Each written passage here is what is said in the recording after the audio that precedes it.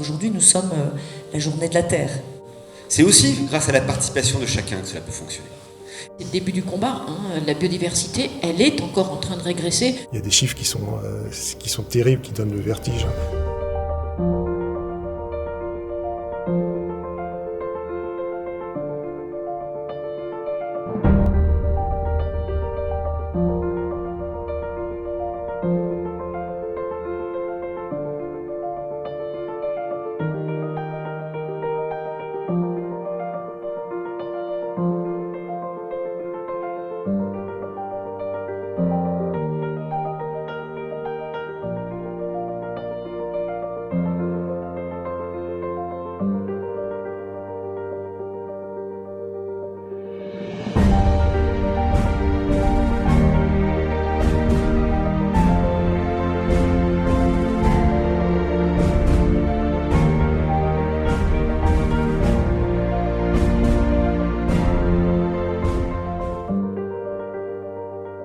Alors, sans faire dans des mesures, il faut que chacun ait conscience que la biodiversité est en grand danger.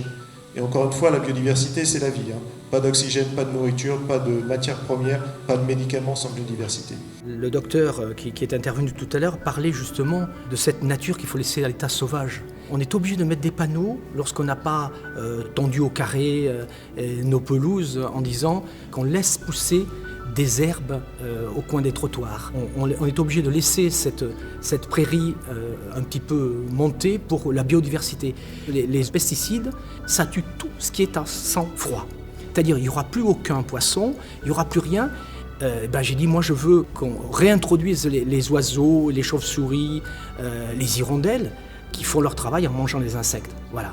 On fait partie de la biodiversité, on est parmi toute la flore et la faune du territoire de la commune, mais plus largement des espèces à l'échelle mondiale, et donc il faut les respecter, il faut accepter qu'elles soient là, présentes, et aider à ce que les écosystèmes se reconstituent.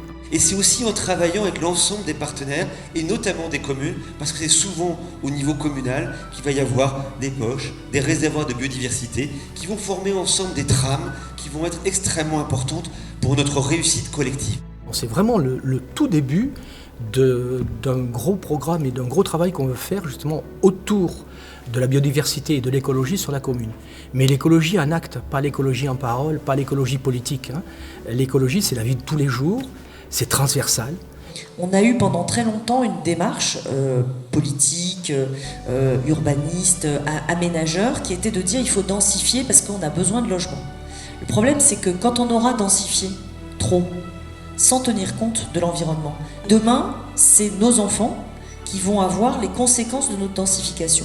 Pourquoi les jeunes ? Parce que tout simplement, on est avec ces problématiques de biodiversité, ils vont être directement confrontés, et je ne parle pas dans 100 ans, non, je parle malheureusement à 25 ans. Franchement, ça risque d'être vraiment très très difficile pour eux si on n'agit pas maintenant pour la biodiversité.